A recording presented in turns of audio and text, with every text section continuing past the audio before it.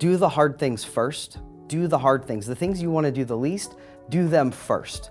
Because the amount of work that has to be put in to get them done is the same, but the amount of stress and anxiety becomes very different when you put them off. Owned a business for a little over 16 years. Coming out of college, I was playing golf at Appalachian State. Tried a few tour events, the tour right below the PGA Tour. Played really well, almost as good as I thought I could play, and didn't even qualify for the event that was the league below. So, you know, it was easy for me to go, this is not really the path. I had several friends who did like the South American tour, and if you're really good, you make like 18 grand. You know, he was living in Winnebago for a couple of years.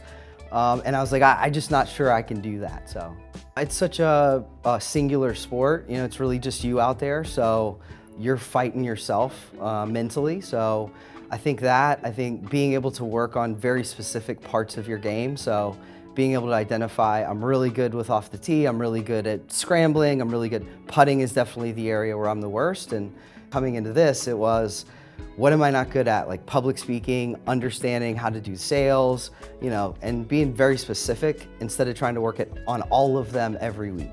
My parents both have had the same job since they were 17. My mom's a dental hygienist assistant. My dad purifies the water for our county. Couldn't be more of like the definition of like employee mindseted. My parents came home and kind of complained about where they worked or who they worked with. I just didn't want to do anything I hated. I would have mowed greens or whatever. I think I did 21 different job interviews. I was willing to take anything that wasn't in my hometown. So I think when I first thought this was really for me, it was a steady addition of the first time I was successful at the sales.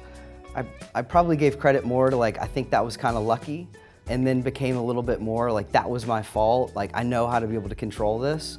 And it was just the steady addition of, I think I can do this. And I was so focused on like the goal at hand, like I didn't get too far ahead of myself. My uncle was the most successful person that I knew at that time in my life. He went to William & Mary, he worked at Merrill Lynch, like very successful, runs his own hedge fund. And I asked him, I was gonna work at RJ Reynolds, which is a big corporate cigarette company in North Carolina. And his advice to me was, which one do you think is harder? Which one do you think the failure rate is higher? And I thought he was pushing me towards the safer route. And he's like, at the beginning of your career, it's kind of irresponsible to not take risk, because you're not gonna be able to do it a little bit later on in life when you have, you know, kids and mortgages and all these different things. But he said, don't go into it and just try it. You know, don't try to prove it wrong. Give it 100%. If it doesn't work out, it will be awesome experience. It's important to not expect perfection. I think if you set your bar there on something you've never done, you have a 100% chance of just being disappointed. So that would be a big piece of advice. If you were to imagine any great company, Apple, Samsung, Costco, all the companies you would identify as really successful, and you looked at their 5-year stock price, there are none that just go straight up and to the right. They're big dips, and I think the people who do the best, that make the most or are most successful at those companies, are the ones that are able to take that dip and create that forward momentum. So a career is always gonna have, you know, those downs. You have to have a worst year. There's never a good time for it, but a lot of times the best year you've ever had is after the worst one. So, you know, just keep plugging. I think perspective is really, really important. For me, fear motivated me a lot. So I took my resume year after year and I would apply to jobs that were in the area that I thought I could get. And I tried to see what I could, you know, what would they pay me? What would I come in starting and doing? And I really liked working for myself. I'm not awesome with authority. And when I was making $500,000 and I put my resume on the market to a Delta or some of the big corporate companies in Atlanta, I think the best offer I got was around 85. And going from $500,000 to 85 would be really hard. So it always kept me humble. It kept me kind of fearful a little bit.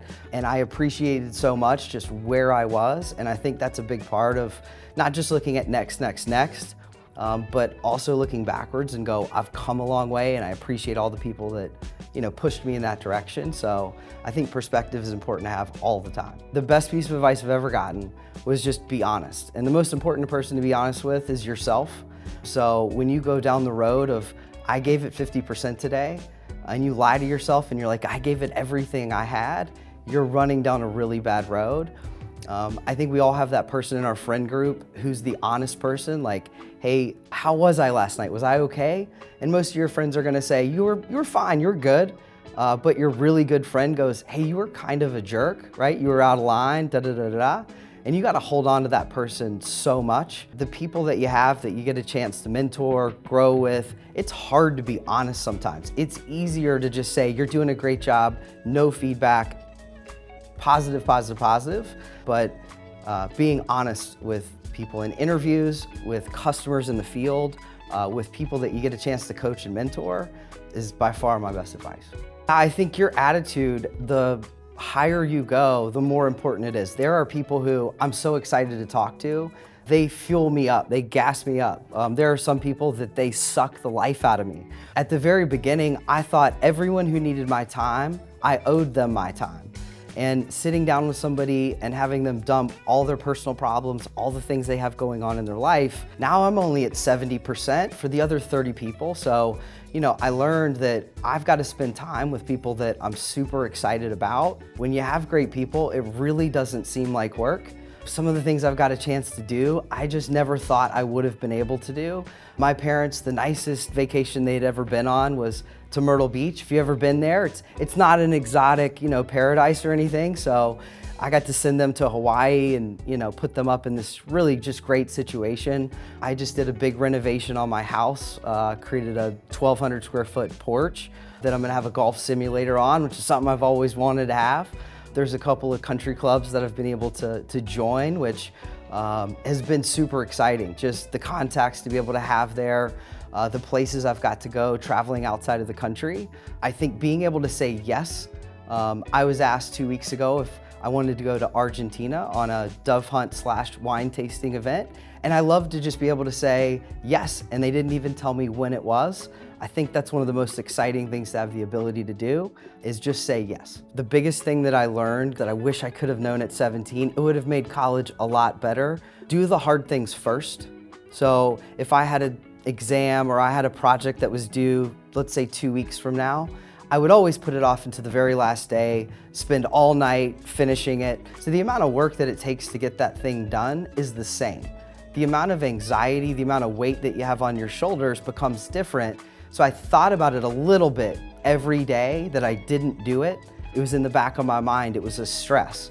The work that I had to do, if I would have done it on the day it was assigned, then the anxiety and all of that would have been nothing. That helped me so much. Do the hard things. The things you want to do the least, do them first, because the amount of work that has to be put in to get them done is the same, but the amount of stress and anxiety becomes very different when you put them off.